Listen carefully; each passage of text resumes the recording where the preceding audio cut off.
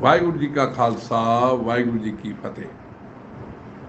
Dear brothers and sisters, you know that in my previous talks, I have been discussing Guru Gobind Singh's efforts to strengthen the community as well as to maintain peace and best of the relations with all the rulers surrounding Anandpur Sahib. Rather, Guruji wanted to have best of the relation with everyone. He was always in favor of peace. But the hill rulers never allowed the peace to prevail. They were always very jealous of his rising popularity and following. That is why they were always attacking him from one side to another side or in groups. All the battles which had taken place by now were all thrust upon Guruji. Guruji never wanted a battle. When Guruji came back to Anandpur Sahib, the hill rulers could not dare to involve themselves in further confrontation, and they wanted that for some time they should keep the gesture of peace, because Guruji had helped them also in the battle against the Mughals. So they started sending him invitation, and as Guruji wanted best of the relation, he always responded. Raja Ajmer Chand had sent his message to Guru Sahib for inviting him to Rivalsar, where a big fair had been organized and a number of dignitaries were invited there too. Guruji, along with some of his soldiers, waited Rivalsar, where other hill rulers had also come. The site of the meeting between the Guruji and the hill rulers is presently the site of a Gurdwara at that place.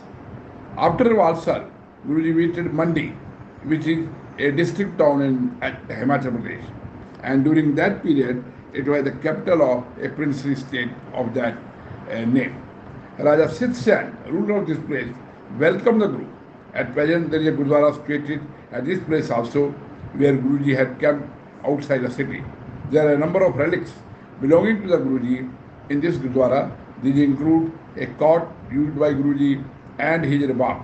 It was during this period of peace that while coming back from Kurukshetra, when Guruji was bringing some new horses, that he was once again attacked by some hill ruler with a view to deprive him of his precious possessions, including horses.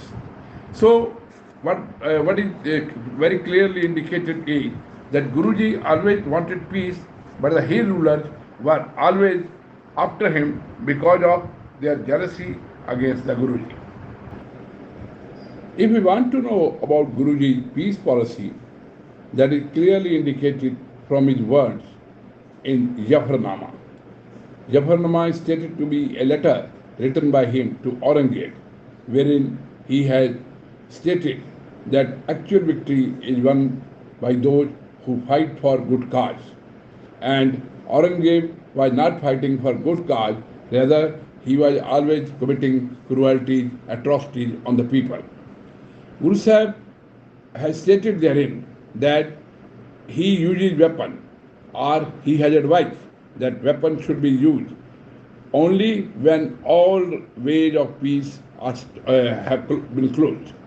If there is no way to settle the things peacefully, then a Sikh has been advised to use sword.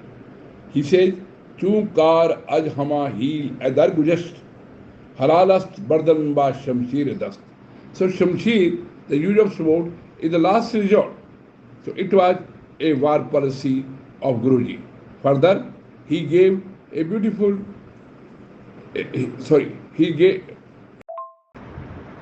Further, he laid down noble principle of warfare.